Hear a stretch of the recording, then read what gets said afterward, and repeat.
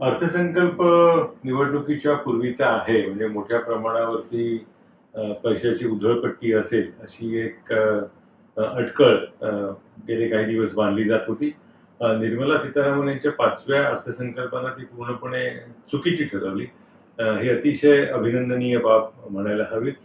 कारण सर्वसाधारणपणे परंपरा अशी की निवडणुका आल्या की अर्थसंकल्पामध्ये उधळपट्टी करायची, लोकांना आकर्षून घेण्यासाठी काही योजना जाहीर करायच्या असा प्रकार होतो.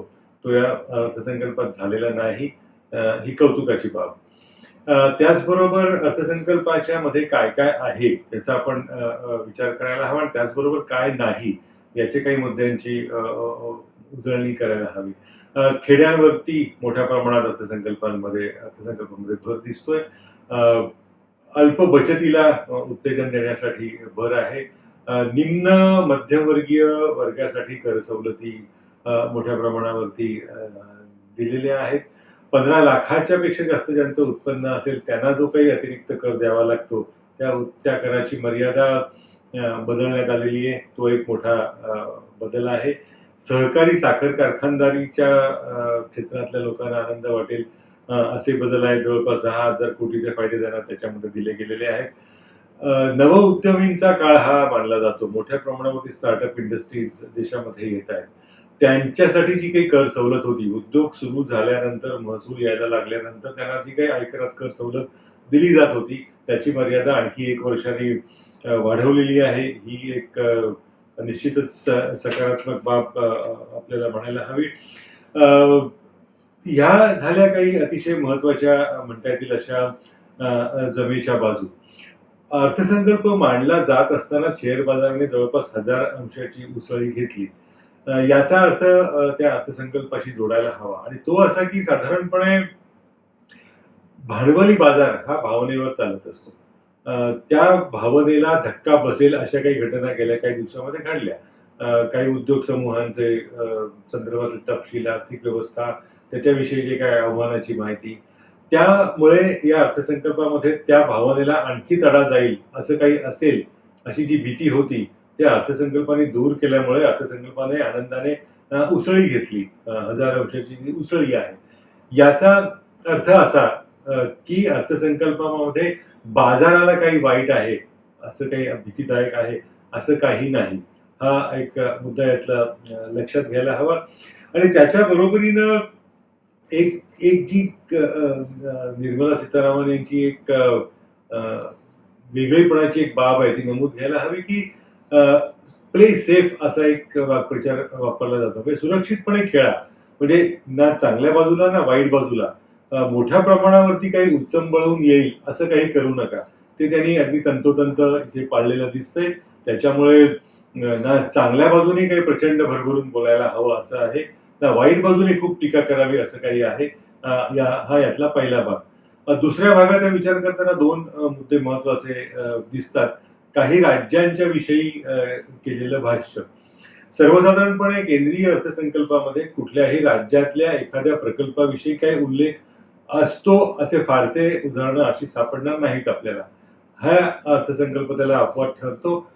कर्नाटकामधल्या भद्रावती प्रकल्पाचा उल्लेख केला गेलेला आहे. भद्रावती हा पाटबंधारे खात्याच्या संदर्भातला प्रकल्प आहे आणि त्यासाठी 5,500 जवळपास कोटींची तरतूद अर्थसंकल्पामध्ये केलेली आहे. आश्चर्यकारक म्हणायला हवं, एका राज्यातल्या एका पाटबंधारे प्रकल्पासाठी अशी घोषणा करणं आणि याचा संबंध त्या राज्याचे मुख्यमंत्री मुंबई यांनी 3 वर्षांपूर्वी केलेल्या हा प्रकल्प आम्ही राष्ट्रीय प्रकल्प म्हणून जाहीर करू याच्याशी जोडायला हवा. कारण हे कर्नाटकामधलं निवडणुकीचं वर्ष आहे. 2 महिन्यांनी कर्नाटकमध्ये जवळपास निवडणुकीची हवा सुरू होईल. त्यामुळे त्याचा राजकीय संदर्भ इथे जोडायला हवा. दुसरा मुद्दा आहे हिरे व्यापारी आणि गुजरातमधली गिफ्ट सिटी.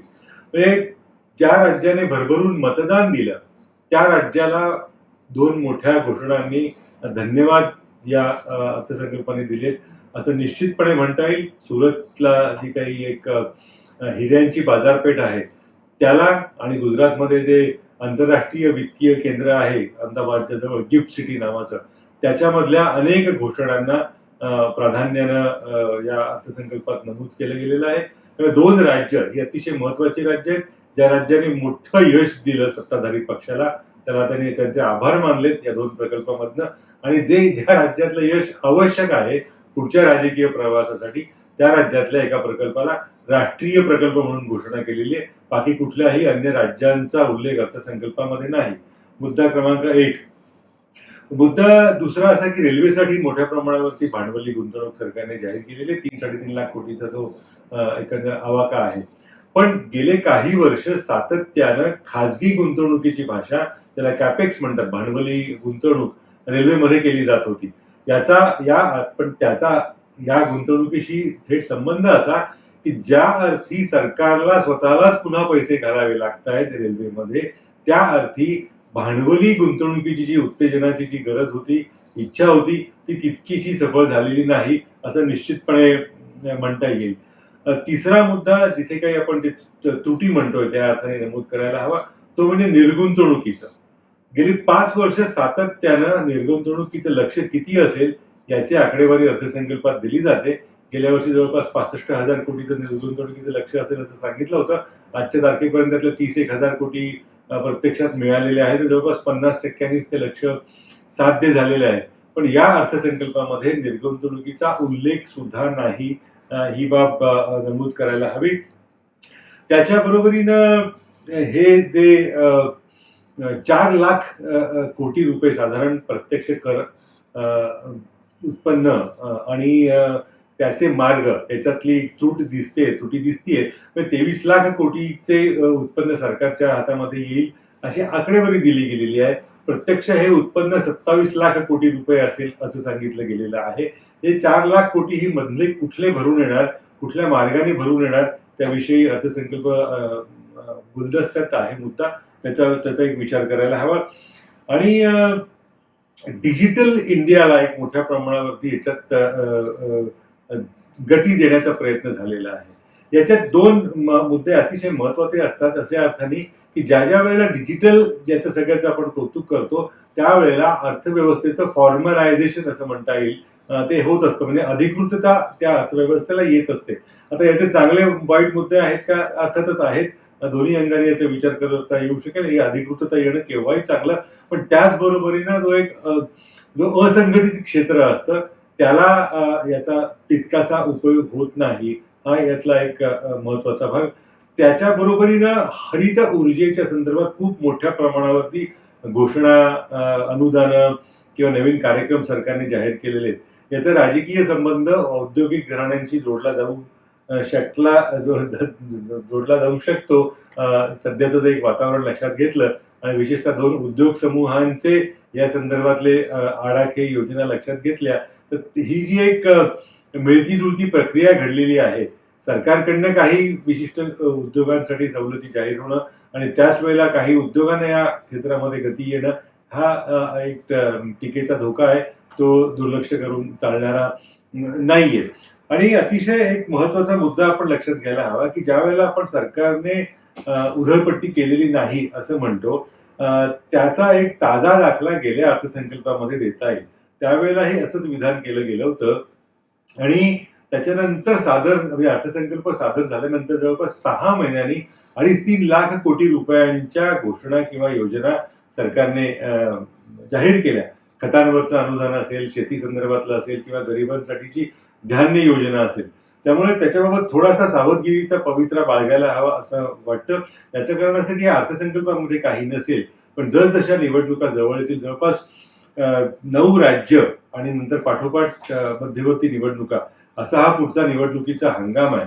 त्यामुळे आत्ता जाहीर केलं नसलं तरी पुढच्या काही महिन्यामध्ये ते जाहीर होणारच नाही असं म्हणता येणार नाही. तसं म्हणता आलं असतं केव्हा, तर असा काही पायंडा पडला नाही असं दिसलं असतं तर. पण तसा पायंडा अगदी गेल्या वर्षीच पडला गेलेला आहे. खतांवरच्या अनुदानामध्ये मोठ्या प्रमाणावरती वाढ झालेली आहे. आणि या खतांच्या अनुसंदर्भात सुद्धा एक अतिशय मुद्दा लक्षात घ्यायला हवा, तो असा की नैसर्गिक खतं, अमुक तमुक याविषयी खूप बोललं जातं, ज्याला सेंद्रिय खतं वगैरे वगैरे. पण प्रत्यक्ष सेंद्रिय खतांविषयी जेवढी भाषा होते त्याचे कितीतरी पट अनुदानं आणि खर्च हा रासायनिक खतांवरती आपण करतो. म्हणजे हा जो विसंवाद आहे हा लक्षात घ्यायला हवा. आणि याच्यात थोडीशी धोक्याची घंटा पण वाजवायला हवी. कारण श्रीलंकेने काही वर्षांपूर्वी असाच प्रयत्न केला की सगळा भर हा सेंद्रिय खतं वगैरे वगैरे यावरती तो त्यांनी दिलेला होता. आणि त्याचं पुढे काय झालं श्रीलंकेच्या शेतीचं हे वेगळं सांगायला गरज नाही, त्याची गरज नाही. सगळ्यांच्या समोर ते उदाहरण आहे. तर मला असं वाटतं की ही अशी एक गोळाबेरीज अर्थसंकल्पाची आहे. जमेच्या बाजूला भरपूर मुद्दे आहेत. अ, खर्चाच्या बाजूला ते तितके दिसत नाहीयेत. पण त्यामुळे सरकार हा आपला जवळपास काही लाखांच्या तुटीचा अर्थसंकल्प त्यांनी मांडलेला आहे. ही तूट कशी भरून काढणार हे यातनं कळत नाहीये. त्यामुळे सर्वसाधारणपणे कुठल्याही सध्याच्या समजाला किंवा वातावरणाला धक्का न देणारा अतिशय सुरक्षित अर्थसंकल्प असं याचं वर्णन करता येऊ शकेल.